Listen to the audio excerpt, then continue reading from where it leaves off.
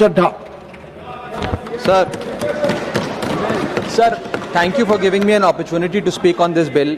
Sir 22 lakh बच्चे, रोज 18 घंटे की मेहनत, एक 3 घंटे का एग्जाम, लेकिन एक कैमरा फोन, व्हाट्सएप पर एक मैसेज, टेलीग्राम पर एक पीडीएफ, रात 2 बजे पेपर लीक, सब खत्म, स्टूडेंट की सारी मेहनत बर्बाद। Therefore, sir, I rise today to speak wholeheartedly in support of the students of India and to welcome the Public Examination Amendment Bill 2026. Sir, paper leak जैसी सीरियस बीमारी का परमानेंट इलाज करना होगा। जैसे कैंसर का इलाज क्रोसिन खिलाकर नहीं किया जा सकता, ठीक वैसे ही पेपर लीक जैसी प्रॉब्लम का इलाज मीडिया साउंड बाइट से नहीं बल्कि इंस्टीट्यूशनल सॉल्यूशन से होगा, जो आज हमारी सरकार इस बिल के माध्यम से करने जा रही है, by introducing India's first ever anti paper leak framework. सबसे पहले मैं नीट के स्टूडेंट्स को कुछ कहना चाहूंगा। आपका गुस्सा जस्टिफाइड है, आपकी पेन रियल है, और आपको एग्जामिनेशन सिस्टम से जो कंप्लेंट है वो कंप्लेंट भी जेन्युइन है। Your voice matters. और जब आपने अपनी चिंता व्यक्त करी, अपना दर्द बताया, when you demanded, the honourable prime minister heard that demand, not just as a prime minister but also as a guardian, परिवार के मुखिया की तरह उस बात को सुना। Students demanded, government acted, historic decisions taken, systems changed. Sir, जब एक स्टूडेंट नीट जैसे पब्लिक एग्जाम की प्रिपरेशन करता है, तब वो अकेला तैयारी नहीं करता, उसका पूरा परिवार प्रिपरेशन करता है। मां अपनी छोटी छोटी जरूरतें रोक देती है, घर का बजट कम करती है, पिता फैमिली की सेविंग्स को कोचिंग फीस, रेंट और टेस्ट सीरीज पे खर्च करता है, फैमिलीज को लोन तक लेना पड़ता है, और स्टूडेंट खुद कोटा, जयपुर, चंडीगढ़, दिल्ली, पटना जैसे शहरों में जाकर घर से दूर रहता है, दिन में 18-18 घंटे पढ़ता है, रात 2 बजे तक पढ़ाई करता है और फिर अलार्म लगाकर सुबह 5 बजे क्लासेस के लिए उठ जाता है। परिवार से दूर, कोई सोशल लाइफ नहीं, कोई त्योहार फेस्टिवल नहीं, सोशल मीडिया, फ्रेंड से दूर, और अपनी स्लीप और अपनी हेल्थ से भी कॉम्प्रोमाइज करता है, क्योंकि उसे पता है कि जब वो पेपर लिखेगा तो सिर्फ पेपर नहीं, अपनी फैमिली के लिए एक बेटर फ्यूचर लिखने जा रहा है। और फिर एक दिन एग्जाम की तारीख पर उसे पता लगता है कि 3 साल से वो जिस पेपर की तैयारी कर रहा था, वो पेपर किसी ने पहले ही पैसे देकर हासिल कर लिया, पेपर लीक हो गया। और इस समय सर सिर्फ पेपर लीक नहीं होता, उस स्टूडेंट का मेहनत, उसकी ड्रीम्स, उसकी सेल्फ बिलीफ, उसका ट्रस्ट, उसकी एस्पिरेशंस, ये सब लीक होती हैं और उसकी मेंटल और फिजिकल हेल्थ पे असर पड़ता है। I understand that pain sir, because मैं खुद भारत के, अभी कुछ साल पहले ही भारत के एक पब्लिक एग्जामिनेशन सिस्टम का स्टूडेंट रहा, चार्टर्ड अकाउंटेंसी का। And sir, because I have spent enough time in this house critiquing the government, I have earned the right to say my next sentence with full conviction and sincerity कि जब बात students की आई, when it came to our students and the youth of India, the government heard, the government actioned and the government delivered. Students का feedback लिया, students की demands को honour किया और ये डेमोन्स्ट्रेट किया कि सरकार स्टूडेंट्स के साथ खड़ी है। जिस उम्मीद के साथ स्टूडेंट्स ने अपनी मांग प्राइम मिनिस्टर साहब के सामने रखी, उस चिंता को, उस दर्द को समझते हुए तमाम एक्शन लिए गए, तमाम स्टेप्स लिए गए, जैसे कि शॉर्ट टर्म और long term steps. Number 1, paper leak के बाद इमीडिएटली री एग्जाम कराया गया ताकि साल बर्बाद ना हो। जांच सीबीआई को सौंपी, एसआईटी का गठन हुआ, स्पेशल इन्वेस्टिगेशन टीम, जिसने 13 लोग मेन किंगपिन समेत गिरफ्तार किए। मात्र 75 दिन में, आज से 2 दिन पहले जब 75 दिन पूरे हुए जांच के, चार्जशीट भी फास्ट ट्रैक कोर्ट में दर्ज करा दी गई, जांच को महीनों सालों लटकाया नहीं। 47 नेशनल टेस्टिंग एजेंसी के ऑफिसर्स को शंट आउट किया गया, एजुकेशन सेक्रेटरी का तबादला हुआ, यहां तक कि मॉरल ग्राउंड्स पे हमारे ऑनरेबल होम एजुकेशन मिनिस्टर ने इस्तीफा तक दिया, और स्टूडेंट प्रोटेस्टर्स के खिलाफ जो केसेस थे उन्हें विड्रॉ किया गया। बेरीड फैमिलीज, जिसके अपने किसी घर के बच्चे को, किसी स्टूडेंट को खो दिया, उसको कॉम्पनसेशन दी जा रही है। एग्जाम सिक्योरिटी प्रोटोकॉल्स को स्ट्रेंथन किया जा रहा है, और अगली बार से यह नीट का पेपर ओएमआर शीट से नहीं बल्कि फुल्ली कंप्यूटर बेस्ड टेस्टिंग से कराया जाएगा, ताकि remotest chance of paper leak भी एलिमिनेट कर दिया जाए। इसी के साथ साथ सरकार ने एक हाई पावर टास्क फोर्स का गठन किया है, जो फर्दर रिफॉर्म्स अंडरटेक करेगी कि भारत के पब्लिक एग्जामिनेशन सिस्टम की इंटेग्रिटी को कैसे प्रिजर्व और प्रोटेक्ट किया जाए। और इसमें इंडिया के मोस्ट अक्लेम्ड एक्सपर्ट्स जैसे कि नंदन नीलकनी साहब को समिति में डाला गया है। इसी के साथ साथ डेटरेंस क्रिएट करने के लिए, अपराधी के मन में खौफ पैदा करने के लिए एक ऐसा कानून लेकर आज सरकार सदन में आई है, जिसके पास होने के बाद कोई अपराधी सपने में भी यदि पेपर लीक करने का सोचेगा तो उसकी रूह कांप जाएगी। पहली चीज, पेपर लीक को एक इंडिविजुअल द्वारा किया गया क्राइम नहीं, बल्कि एक ऑर्गेनाइज सिंडिकेट नेटवर्क द्वारा किए गए क्राइम के तौर पे ट्रीट किया जाएगा, जिसमें इनसाइडर हो, कोचिंग माफिया हो, लॉजिस्टिक वेंडर हो, प्रिंटिंग प्रेस हो, सॉल्वर गैंग हो, एग्जाम ऑफिशियल्स हो, सब पर कार्रवाई होगी। सबको दोषी करार देने के बाद, गिल्टी करार देने के बाद 10 साल तक की जेल होगी और 10 करोड़ रुपए तक का जुर्माना लिया जाएगा। सारे ऑफेंसेस को cognizable, non bailable, non compoundable बनाया गया। एक स्पेशल टास्क फोर्स का गठन किया गया कि अब कभी भी यदि पेपर लीक की संभावना भी उत्पन्न होती है तो यह स्पेशल टास्क फोर्स जांच करेगी और यह इन्वेस्टिगेशन सालों साल नहीं लटकाई जाएगी। 2 महीने के अंदर अंदर से इस इन्वेस्टिगेशन को कंप्लीट करना होगा। और इसी के साथ साथ फास्ट ट्रैक कोर्ट्स का गठन किया, जो यह इंश्योर करेंगे कि इसमें स्पीडी ट्रायल हो, डे टू डे ट्रायल हो, स्पेशल पब्लिक प्रोसिक्यूटर होगा, 3 महीने में पनिशमेंट सुनाई जाएगी। सर मैं बता दूं, हमारे देश में fast track courts heinous crimes के लिए बने हैं, जैसे कि क्राइम्स अगेंस्ट वुमेन, रेप और पॉस्को जैसे अपराध के लिए। आज हमने पेपर लीक को उस हिनियस क्राइम्स की कैटेगरी में ला खड़ा किया है सर। इसी के साथ साथ सर, इंस्टीट्यूशनल और systematic reforms will demonstrate zero tolerance towards paper leak, और इससे भारत की इंडियन पब्लिक एग्जामिनेशन सिस्टम की इंटेग्रिटी को हम प्रिजर्व और प्रोटेक्ट कर पाएंगे। ये सब इसलिए हुआ because sir there is nothing more important than the students and their future.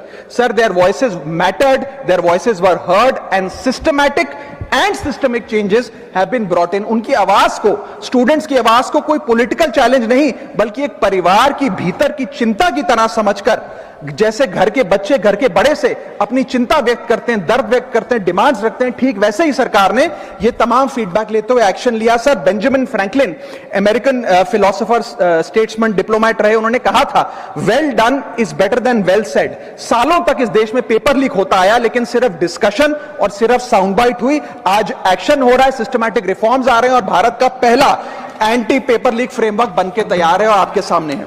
Sir इसी के साथ साथ पेपर लीक किसी एक पार्टी का, किसी एक सरकार का ऑफिसर या मिनिस्ट्री की देन नहीं है, और ये कोई 2026 का फिनोमेना भी नहीं है। सर मैं बता दूं कि सर जब बात अकाउंटेबिलिटी की हो, मोरालिटी की हो, जवाबदेही की हो, तो इसलिए इससे जब बात अकाउंटेबिलिटी की हो, मोरालिटी की हो, जवाबदेही की हो, तो सर ये इससे तय नहीं होना चाहिए कि पेपर लीक कौन से राज्य में हुआ, कौन सी मिनिस्टर के अंडर हुआ, कौन सी पार्टी में हुआ, क्योंकि ये एक पैन इंडिया ऑर्गेनाइज्ड क्राइम है, क्रॉनिक डिजीज है।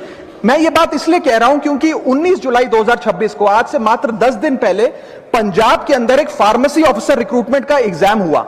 उसमें मैसिव इरेगुलरिटीज देखी गई, ब्लूटूथ डिवाइसेस के माध्यम से लाइव चीटिंग चल रही थी, और चीटिंग सिंडिकेट वो चीटिंग फैसिलिटेट कराने के लिए 13 लाख रुपए का रेट चार्ज कर रहा था। यही नहीं सर, आम आदमी पार्टी की सरकार जब पंजाब में बनी तब से अभी तक नायब तहसीलदार के एग्जाम में इरेगुलरिटीज देखी गई और लार्ज स्केल चीटिंग हुई। पंजाब स्टेट एजुकेशन बोर्ड में 12वीं क्लास का इंग्लिश का पेपर लीक हुआ, पीएसटीटी स्कूल टीचर रिक्रूटमेंट का एग्जाम का पेपर लीक हुआ, पीएसएसबी के ग्रुप ऑफिसर के रिक्रूटमेंट का एग्जाम लीक हुआ, एग्रीकल्चरल डेवलपमेंट ऑफिसर के रिक्रूटमेंट का एग्जाम लीक हुआ, और एक्साइज और टैक्सेशन इंस्पेक्टर की रिक्रूटमेंट की मेरिट की लिस्ट जब आई तो उसमें फर्जी नाम डाल के जारी कर दिया गया। सर मैं आ रहा हूं, अब मैं कांग्रेस में आ रहा हूं।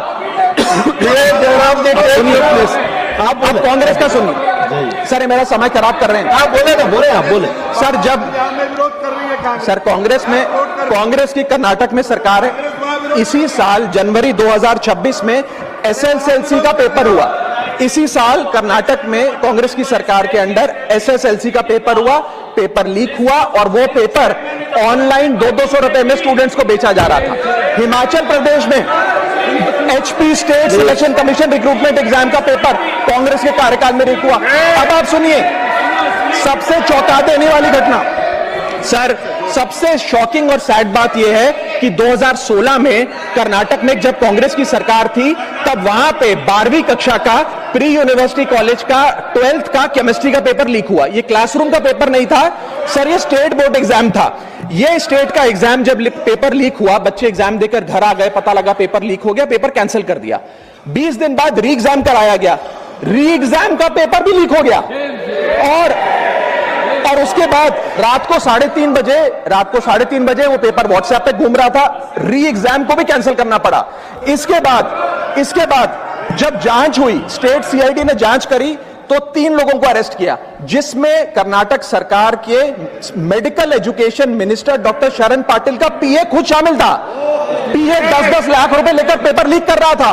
उसके बाद जब मंत्री जी से पूछा गया कि आप इस्तीफा क्यों नहीं देते, आपकी मॉरल और डायरेक्ट जिम्मेदारी बनती है, आपके दफ्तर का आपका पीए पेपर लीक कर रहा है, आप क्यों नहीं इस्तीफा देते, तो उन्होंने कहा कि there is no question of resigning, अगर कुछ गलत हुआ है तो वो मेरे पीए का पर्सनल मैटर है, उसकी पर्सनल लाइफ है। वहां सर ऑफिस गवर्नमेंट का, डेजिग्नेशन गवर्नमेंट की, एक्सेस गवर्नमेंट का, बट अरेस्ट की बात आई तो पर्सनल लाइफ का मैटर है। और आयरनी देखिए, आज 2026 में कर्नाटक में फिर कांग्रेस की सरकार है और डॉक्टर शरण पाटिल फिर मंत्री हैं और उसी विभाग के मंत्री हैं, मेडिकल एजुकेशन विभाग के मंत्री। ये है स्टैंडर्ड ऑफ अकाउंटेबिलिटी। सर सुन लो, उसी के साथ साथ 2004 से 2014 के बीच में जब यूपीए की सरकार थी तो कांग्रेस के कार्यकाल में दर्जनों एग्जाम्पल हैं, डॉक्यूमेंटेड एग्जाम्पल हैं पेपर लीक के सर, जिसमें मुख्य तौर पर AIIMS post graduate medical entrance exam 2006 में लीक हुआ, रेलवे रिक्रूटमेंट बोर्ड का एग्जाम 2009 का लीक हुआ, all India engineering entrance exam 2011 UPA के कार्यकाल में लीक हुआ और SSC combined graduate level exam 2013 leak हुआ। सर इस पीरियड में उस समय की यूपीए सरकार ने क्या किया? कोई अकाउंटेबिलिटी एस्टैब्लिश करी, कोई एग्जाम सिक्योरिटी आर्किटेक्चर को ओवरऑल करने के लिए कोई कानून लाए, कोई dedicated anti paper leak law लाए, कुछ नहीं लाए। सर मैं एक बात कहना चाहता हूं, सर पॉलिटिकल मेमोरी सिलेक्टिव हो सकती है, पब्लिक रिकॉर्ड सिलेक्टिव नहीं हो सकता। अगर नेशनल